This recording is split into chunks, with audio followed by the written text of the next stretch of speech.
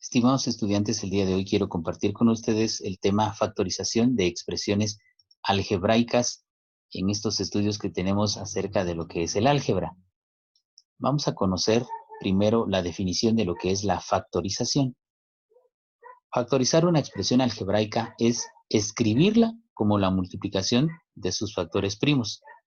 Algunos indican que la factorización es como una multiplicación o una operación contraria a lo que es la multiplicación, porque en la multiplicación tenemos dos factores y hallamos un resultado, mientras en la factorización tenemos el resultado y entonces lo que nosotros pretendemos a través de este procedimiento es hallar esos factores que nos dan un resultado determinado.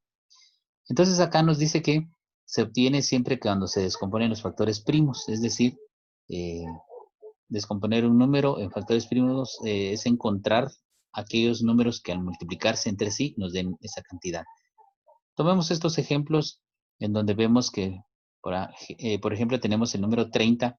Los factores de 30, dos de ellos podrían ser 6 por 5, aunque no son los únicos, porque 2 por 15 igual nos da 30. Entonces acá, como nos damos cuenta, es una factorización, digamos, de manera así simple, sencilla, mientras 60, por ejemplo, lo podemos obtener al multiplicar 4 por la suma de 10 más 5, porque 4 por 10 nos da 40 y 4 por 5 nos da 20, 20 más 40 pues nos da efectivamente 60. El 8 podríamos descomponerlo en tres factores, 2 por 2 por 2, o sea, es como decir 2 al cubo, y al realizar ese procedimiento pues obtenemos ese valor de 8. 49, diríamos que si sumamos 4 más 3 nos da 7 al cuadrado, nos da 49. Ahora vemos acá, ya adentrándonos a la expresión algebraica, vemos que acá hay dos factores que se repiten. A esto dentro de la factorización se le llama factor común. Entonces 4 es factor común para X y para Y, los cuales se toman como el otro factor. O sea que aquí siempre es importante encontrar no solamente un factor, sino dos factores, porque recordemos que van a multiplicarse y al multiplicarse pues nos tienen que dar el resultado, ¿verdad? Entonces, la respuesta acá en este caso sería 4 por X más Y. Veamos otros ejemplos. Acá tenemos eh, una diferencia de cuadrados. Entonces, si comparamos y vemos la relación de esta factorización, trae mucha relación con lo que es los productos notables. Entonces, en los productos notables decimos que cuando multiplicamos dos cantidades, la suma por la diferencia de dos cantidades, vamos a obtener el cuadrado de los mismos separados por el signo negativo. Entonces, estos son los factores de x al cuadrado menos y al cuadrado. Luego tenemos otro ejemplo en donde vemos que en este tenemos un trinomio. Este trinomio se puede obtener al poder multiplicar este binomio al cuadrado, porque recordemos dentro de los productos notables, acá tendríamos x por x al cuadrado. Luego multiplicamos los dos términos, x por 2 nos daría 2x, por su doble es 4x, y 2 por 2 nos da 4. Entonces vemos ahí entonces la estrecha relación entre lo que es factorización y lo que son los productos notables. Veamos ahora algunas cuestiones elementales sobre factores de una expresión. Son las expresiones algebraicas que multiplicadas entre sí dan como producto la primera expresión. Veamos algunos ejemplos en donde vamos a determinar cuáles son los factores. Por ejemplo, tenemos este binomio x al cuadrado más 2x. Acá, si queremos extraer cuáles son los factores de este binomio, vemos que la letra que se repite en ambos es la x. Este se convierte como el factor común. X es factor común. Y luego dividimos esta expresión, este binomio, dentro del factor común y eso nos da este otro factor que es x más 2.